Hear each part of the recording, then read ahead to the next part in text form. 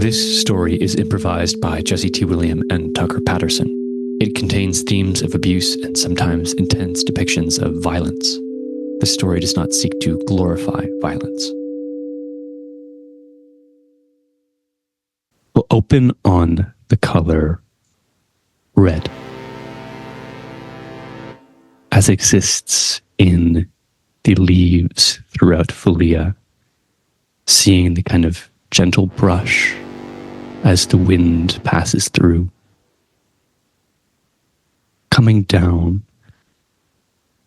I think we also see some red stains on your shirt or on your skin from where you were cut or bruised, that the Odral did not heal.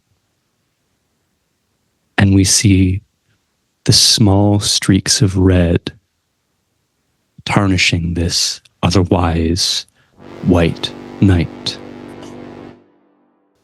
As it is, it's walking in the forest at the edge of the hill where you can see, so it is above you. You and Clarion stand looking at it. It doesn't appear to have noticed you yet, but it is fairly close. The trial that you are preparing for, you did not know if it was a metaphor or something real, but it was to face the night. And here you see it walking about the island of Ballon, or the town. What is Cesarine feeling and doing in this moment? I think when he first sees it, it is that kind of, it's the white hot fear, you know? Kind of stops you where you are and like freezes the blood in your veins. I think that's brief. I think Cesarine's kind of used to being afraid. I don't remember if the last time we were here, if you had already, or if we had already gone over whether or not it seems that Clarion had noticed this individual. Clarion had noticed. Okay. And she's afraid. Then I think that knowing she's noticed and also noticing her fear, I think that Cesarine would kind of, you know, almost like hand on the elbow, perhaps yank at whatever clothing or, you know, anything she might be wearing, just a little yank kind of backwards, maybe a step backwards. I think his voice would be very low, maybe even a whisper. And he would say, we need to leave. You see that she has her weapon in hand. And her hand is tense around the grip. It may have been a couple of months between the second and third recording, so I don't remember if she has an axe or a sword. But one of the two. Axe feels right, though. Axe feels right, yeah. You see that I don't think she hears you, not like in her conscious mind, but in her subconscious. You can tell that she processed that, but if you like asked her what you just said, she would completely blank. But like in the state, she is like, she just understands. Let's make this a roll. Roll your into it. So I think this is the one skill you have. Just 1d20 plus 1d4 for like reading people. You're gonna have to do a lot of reminding me on dice. I think that's the biggest thing I forgot is like, what the fuck? What am I rolling? Huh? I don't have any. There's no. I remember this working very differently, you know, than what we played before. But you know, I'm just gonna put my hand in yours and trust you to guide me. Okay, so 1d20 plus 1d4. 5. Or 1 on the 20. So, fun fact about Saga. Because we exist on this ascending, descending dice scale, it allows us to account for a whole bunch of things. Whether we have conditions that would be equivalent to advantage, it also allows us to expand nat 1s and nat 20s. So on a nat 1, your dice descend, which means that actually it's just a 1. And I think what an appropriate moment to be a complete failure. I think as you are looking at Clarion, whatever you know about her is gone in this moment. The fear is beginning to take over, and you see, I think, how afraid that she is. This person who is supposed to be so strong, and you have no idea what she is going to do. And I don't think she is thinking about what she's about to do, as she very quickly turns and bolts in such a way that I think you have your hand kind of on her arm or on her shoulder, elbow, whatever you said. You have your hand on her, and you are close by to try to have this moment of quiet between the two of you to not get attention. She has all but forgotten that you are there. She turns and bolts and knocks you over and begins to run. I think she has a moment as you fall to the ground where the force of going into something shocks her a bit, and she looks and notices you and realizes what she has done, but she does not stop. Oh God, I think as afraid as he is, the minute that I think that she leaves his line of sight or kind of gets beyond a tree or something, there is another couple fear of oh, I'm going to be alone out here. But I think that when he falls, there is also a fear of where is it? Losing the ability to see the night. I think that is a big fear. So I think that he scrambles, kind of starts to, turn. And as he scrambles to his feet, tries to, kind of scans around off in the distance where they originally saw it and tries to kind of find it again if it's not in the same spot. I'm going to give you the Saga equivalent of disadvantage on this, which is just taking your d4 again to nothing. So just roll a d20 as you look around. 6. You look to where you thought you last saw it, and you do not see anything. Your whole world is kind of spinning. You have gotten to your feet, but I imagine it almost a way that you are hunching a bit, you have shoulders are low, knees are bent. If you stand up all the way, it will just see you or something and come for you. Does this cause Cesarine to freeze, not knowing where it is? I think so.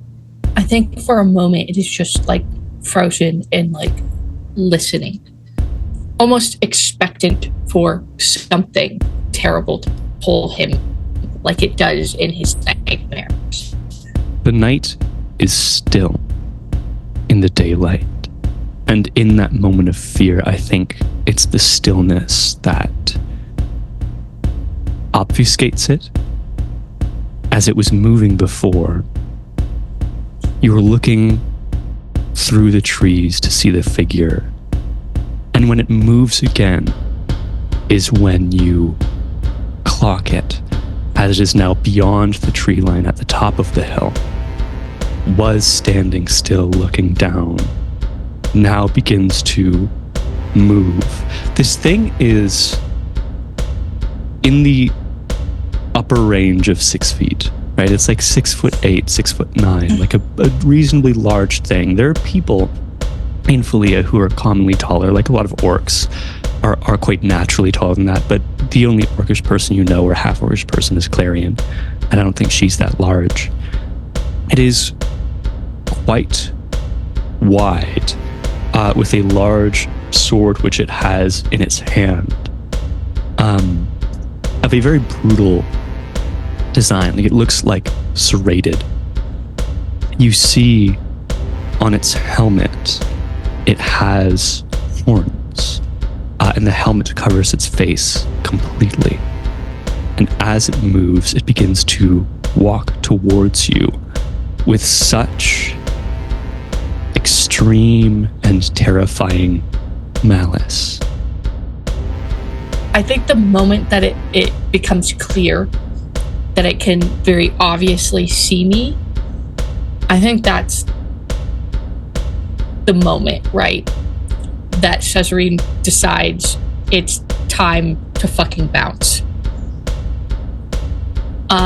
However, I don't think the thought is actually that clear. Total fear response, turn around, dash, back into the trees, just fucking bolting, running, hauling ass, hyperventilating. Run. I would just like another simple D20 roll. I think really anything outside of like a 5 and lower will be fine. It's a 2. As often happens in your dreams, as you turn to run, tripping over yourself, I think you fall. I believe, Clarion, and you were training on the hill itself to work with the terrain. I believe that is a detail that is correct. So I think you fall and you tumble maybe about 15 feet down on a not too extreme slope. But I think you, as you reach the bottom, you hit your head on something hard and become quite dazed. Something that I want you to mark down in your notes from this moment is a little mark on either side of your forehead, whatever side you think it would fall on, that will become a scar for Cesarine from this moment. As you fall and become dazed, trying to get your bearings, forgetting the immediacy of the threat, I think, for a moment, where if you truly were doing the thing that was trying to get you to survive, despite the fall and hitting your head, you would still be scrambling. But I think the dazing is like, I need to remember how to do what I am doing for a moment. And what shakes you out of that is hearing the very heavy boot falls of this night that approach you and then stop right beside you.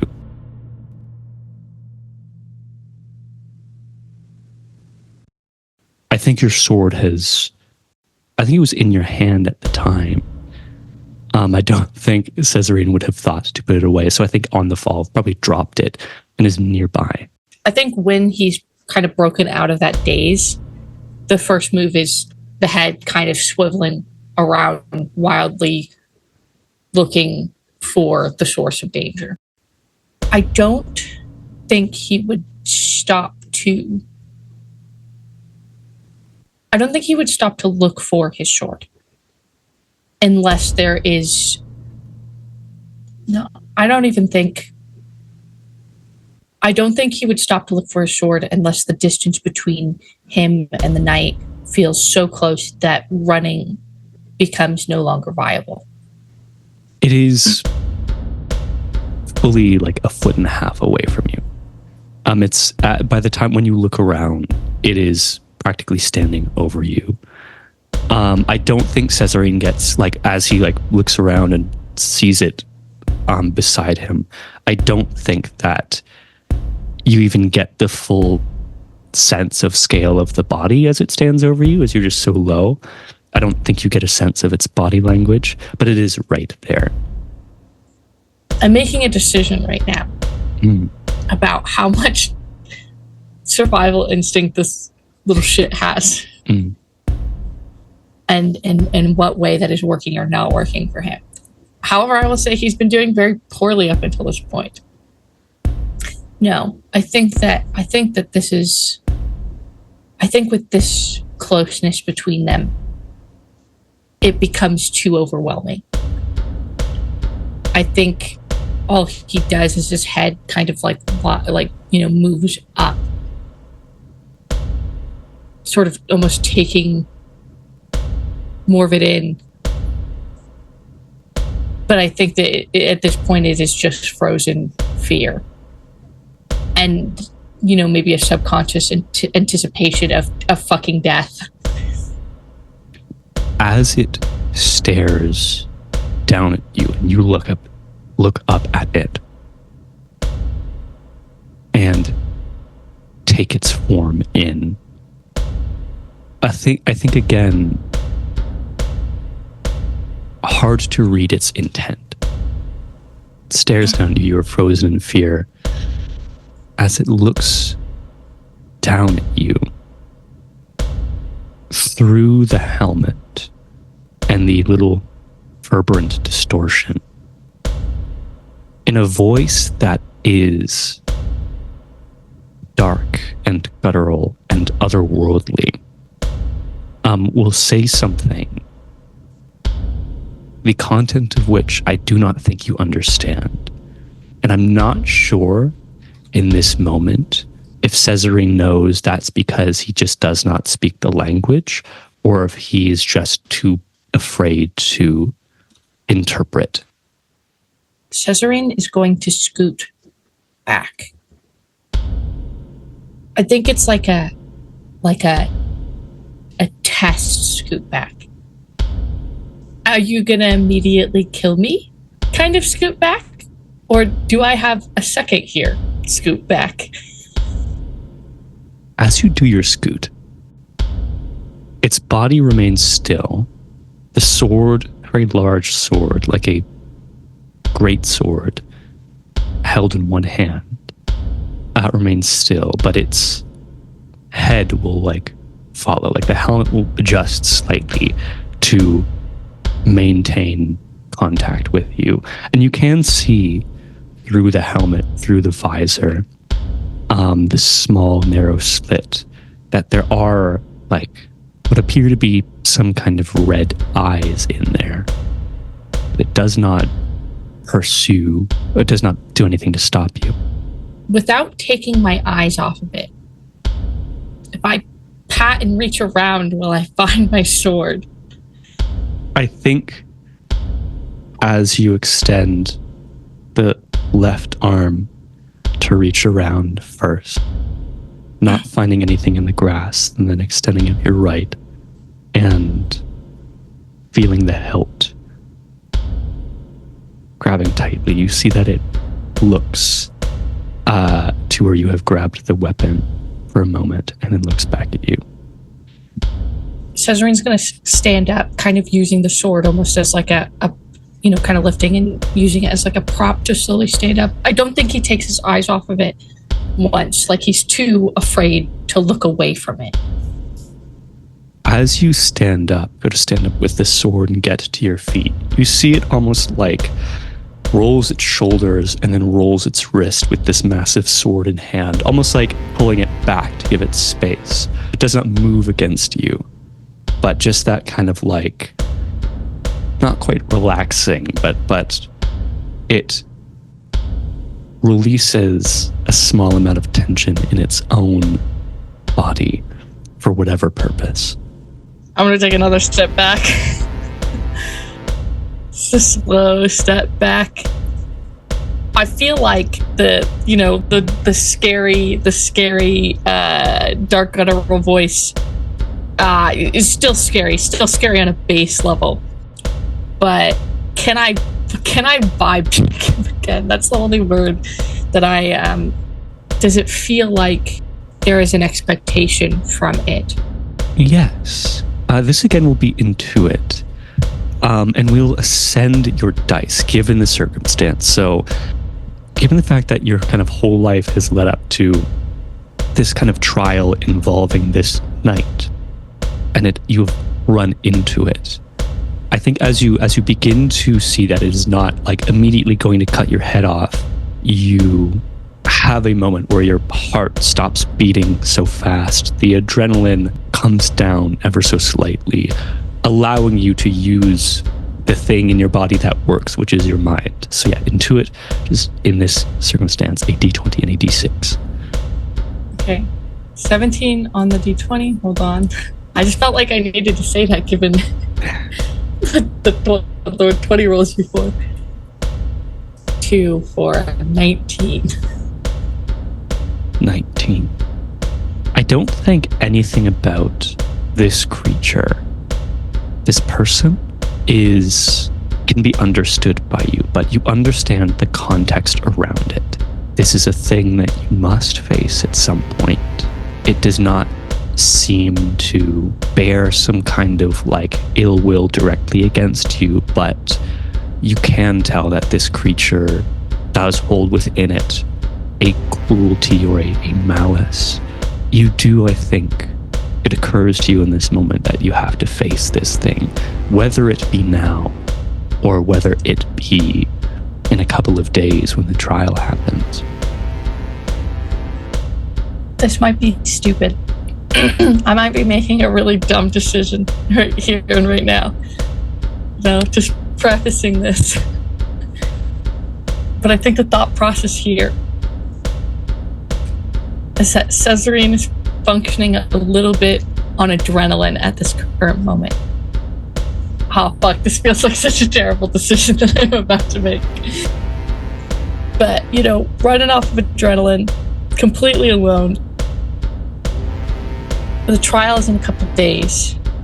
He's never been much of a fighter. As much of as his father has probably wanted him to be, as much as he himself has wanted to be at some point, as much as he was hoping for with trading with Clarion, I think given what just happened, there's a little bit of a thought process of, I'm probably going to die either way. What could I possibly learn in 2 days, in a week, in 2 weeks? There is nothing that will make me more than I am. So, in the words of many great men, fuck it, we ball. He's going to, take another step back, kind of like brace himself a little bit, kind of, get a little stance. This is a terrible fucking idea. And he's gonna raise his sword. Not like I'm gonna attack you, but like I am very prepared for you to do whatever the fuck you're gonna do to me. See, blood still runs down your face from your forehead where you have just struck that rock. I was going to say been struck, but really your body struck the rock. So you see, as you raise the sword, you see it kind of almost has the ever so subtle like nod of acknowledgement, and it gets into a stance and puts both hands on its sword. But it does not close distance with you. Tucker knows nothing about swordplay. Not that kind of swordplay. Anyway. I'm so afraid right now. I'm sweaty. Cesarine's going to close the distance. I don't think it is like a full force run in, try and get this thing. I think it is almost like a practice tap. It's not a tap. You're swinging a sword, but it is maybe a little cautious, maybe a little more cautious than it should be. Test the waters, attack. Please don't kill me, attack. I'm so scared. If you're doing this cautiously, it's not a full attack. The value of your sword is a d4. You do not have anything else you add to the roll. I think if you're doing this cautiously, I think we'll just have you roll the d20. You're kind of like somewhat non-committal, like seeing what is happening here. Yeah, sort of testing how fast is he?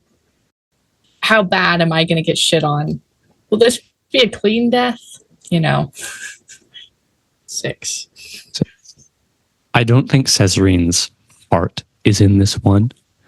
As you swipe at this thing, it hits kind of like its shoulder on the armor, does not even leave a mark on the armor. You see it looks down at where you hit it, and then will speak again in that dark, foreboding voice. Okay, I think there's more fear. Like, dude didn't even attempt to block it. He just stood there and... What are the kids saying now? Aura? His aura is crazy. His words are scary. If I don't catch a tone because of like that dissonance, then I don't catch a tone. But is there any tone associated with... Or is it just like blanket, it's scary? It's the language itself kind of seems blanket scary. It is like very guttural, in a way that is just kind of inaccessible to your comprehension. Great.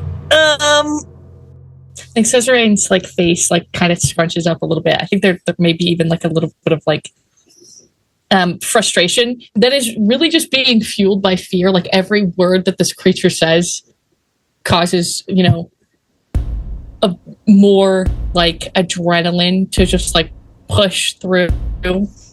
I think he's just going to try again, but a little harder. I think there is maybe like an undertone of like not kind of like expecting the other shoe to drop. Not exactly that, but the same energy being carried forward of like, why is he not hitting me? Fucking hit me. You're gonna kill me. Fucking kill me. All right? You're gonna kill me now, you're gonna kill me in 2 weeks. Kill me. Roll a d20 and a d4 this time as Cesarine puts his whole ass into it. All right, Cesarine, you got this. No, you don't. No, you don't, bud. 7 plus 4, 11. 11. As you kind of adjust your stance and swing at it this time, I think the momentum of the swing causes your like front foot. Is Cesarine left or right-handed? I feel like he's left, but I don't know if we've actually established that. Here's the thing, I don't think we did, but I think we're on the same brainwave. He has the vibes of somebody who'd be left-handed. Yeah. I'm writing that in my notes. We're in the same. So as he goes and swings, your front foot, your left foot kind of like slips a bit, and the sword, you see this time the knight moves and kind of blocks the sword with the serrated edges of the blade, catches it and kind of twists to such a degree that like your blade just kind of comes out of your hand. As you watch it kind of fall, I think your head is in the sword, as that is the thing that is going to like get you through this. You feel a hand on your shoulder, and then a sharp pain in your abdomen, which you can feel the serrated edges of the blade cutting the bottom of your heart. You are lifted into the air and can hear this creature speaking again in its language.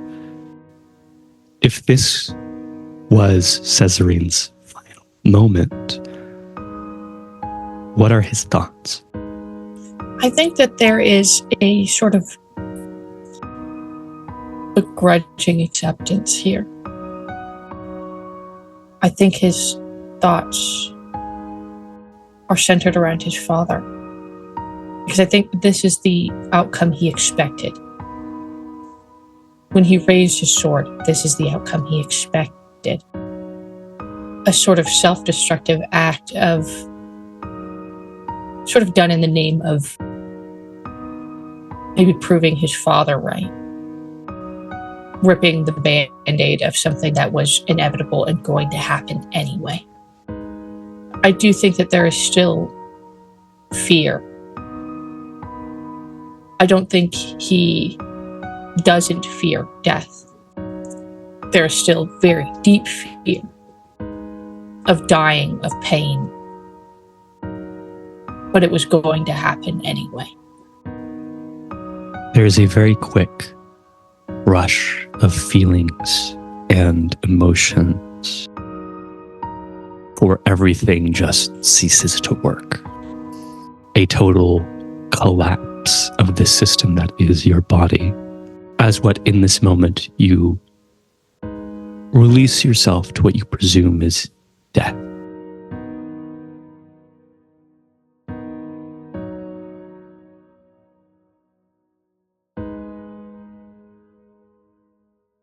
When your eyes open, you are in a wooden room with the bluish gray tone that is natural to the lumber that comes from Fulia. There is torchlight and candlelight. You see on the window a somewhat cloudy night obscuring some of the stars and some of the moon. You hear muffled voices in the other room or in another room nearby that seem like they are rowdy and celebrating. You are wearing a larger shirt than you were before, kind of with an open chest, which can be tied taut, but I don't think is on you in this moment. It's very like a size or two too large.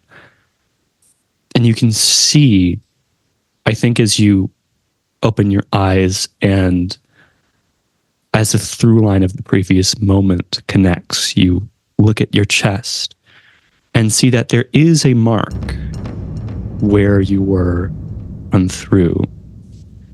And around it, there is this symbol, this writing that you do not quite understand. You can feel it as something in your skin that does not necessarily hurt, but you are very aware of its presence.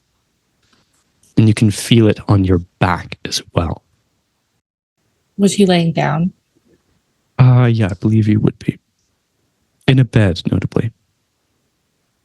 He's going to sit up and just take a general, a more present look around. Kind of confused as to his confused in general, but confused as to his whereabouts.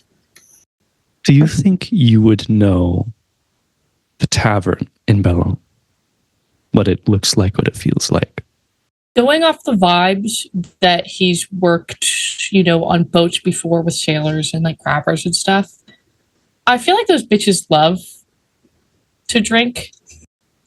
Going off those vibes, and not that Cesarine was doing that, but I feel like I feel like he would be familiar if he was spending time in those spaces. You are in the one tavern in Bellon, near the docks and the Temple of the Safeguard, called Bleeding Axes. You are in a room there for some reason. I think once he has his bearings, a new emotion sets in. Two emotions start to sink in heavy. Shame and anger. Like frustration. Much like, maybe his father probably feels sometimes shame and anger. The things that fuel white men. A deep, angry frustration. I think maybe in this moment he kind of wishes he was just kind of dead. Does this window open? It is open in the moment, yeah. Okay, we're gonna take a second. We're gonna walk up to the door and put my ear against it. What do I hear? I heard people being rowdy earlier, but what anything else? Make a little intuit check. A D20 and a D4. 14. Unmistakably, amongst the figures on the other side of the door, in a tone that is unbecoming of your father, just quite happy, you hear his voice speaking with the other residents. You have probably a decent chance on like half of the voices you hear you recognize as Legion members. I'm getting out that window. He's climbing out the window. And there is a like I think hearing his father happy is like kind of scary and unknown. Like, what the fuck does that mean? You're easier to read when you're pissed. And there's Legion members. I have to fucking go. It's like anger, fear, shame. We're leaving. We're going out the window. Roll a d20. I would say anything 8 and above is fine here. I can't wait to eat shit out of this window. Oh, 12. Well, get out the window without making much of a sound. You see on the right side out of the window, a little obfuscated by the tilt of the bar or the tavern. But you see to your right, you know, just beyond the corner is where the docks are. And as well as the temple and the safeguard. And then to your left is the rest of the town, but closer to where you would go to go home.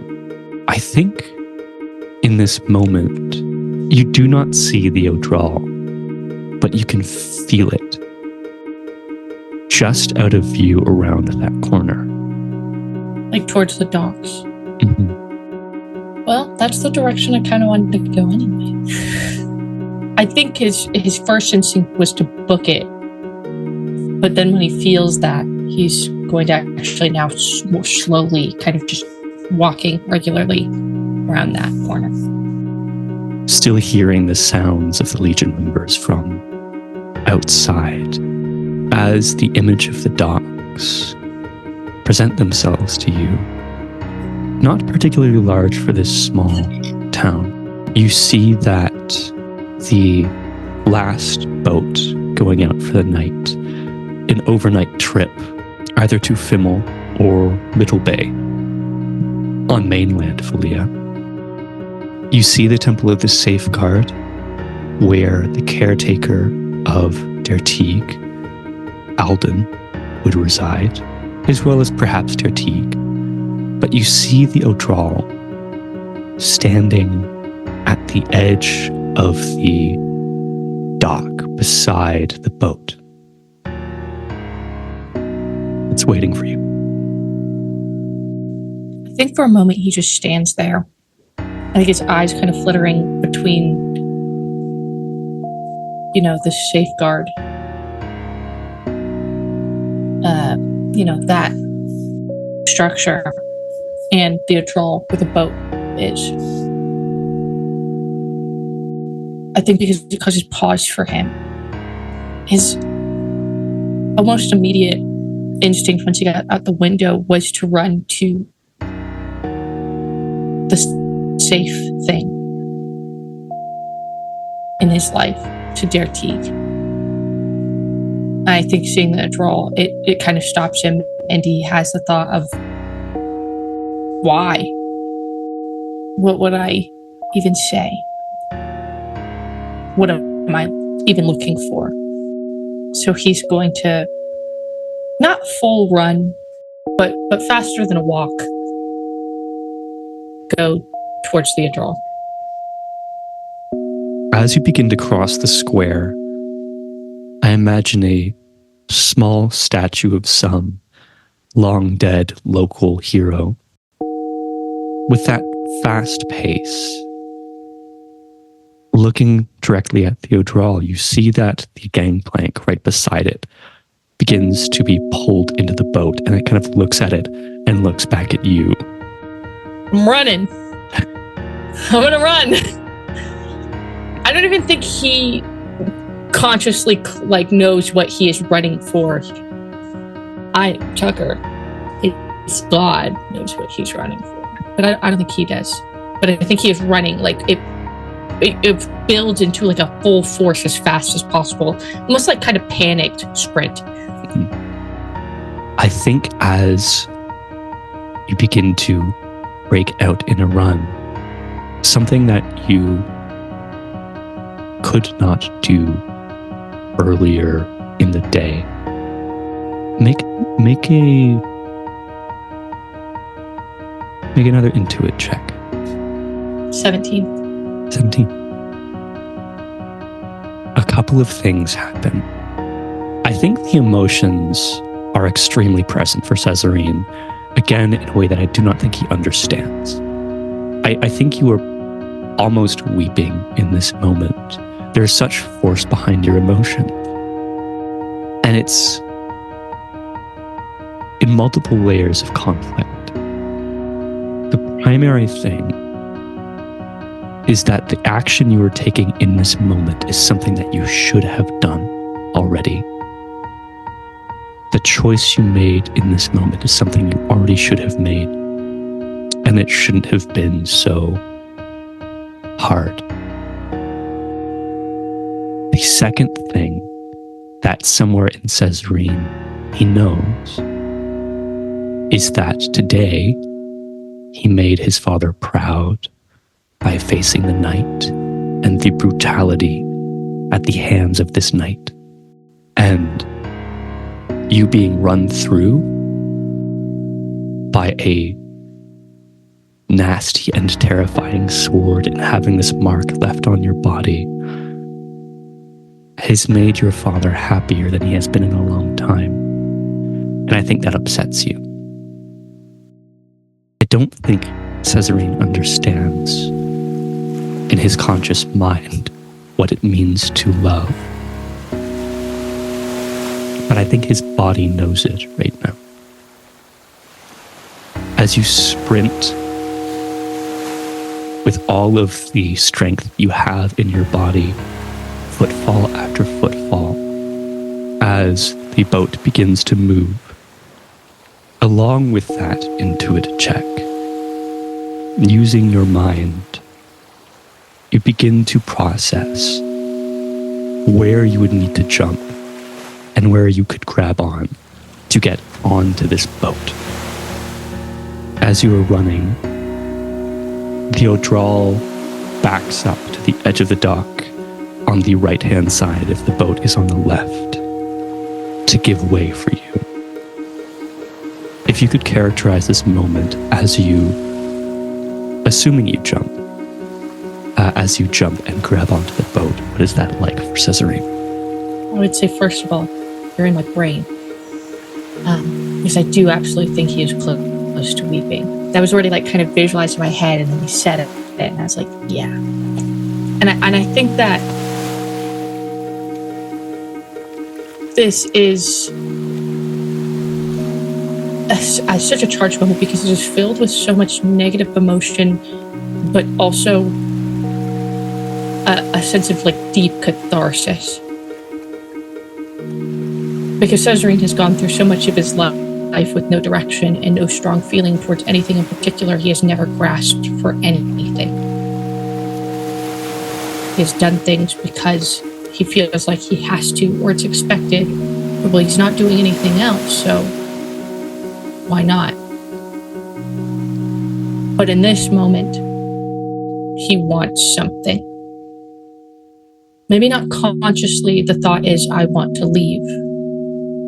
Maybe it even only goes as far as, I want to grab this boat. I want to get on this boat. If somebody were to ask him, he wouldn't be able to tell you what exactly it was or what exactly he wanted, but he wants something. It burns in him for the first time ever. He wants something to the point that it burns.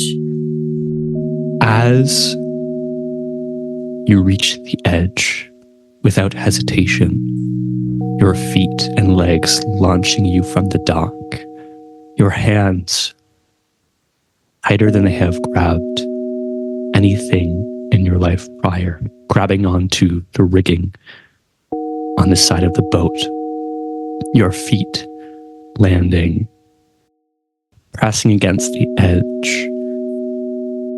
I think you know the moment, I think it occurs to you in this moment that there is nothing waiting for you in that temple, because the moment that Dertig would have heard you got stabbed through the chest by some scary knight that you've been afraid of your entire life, he would have left already.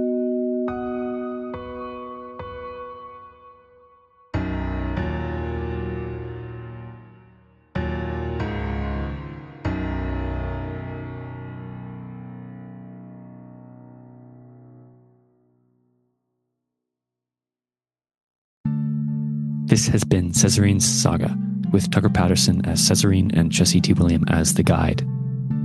This story uses the Legacy and Saga TTRPG designed by Jesse T. William. It is edited and scored also by Jesse T. William.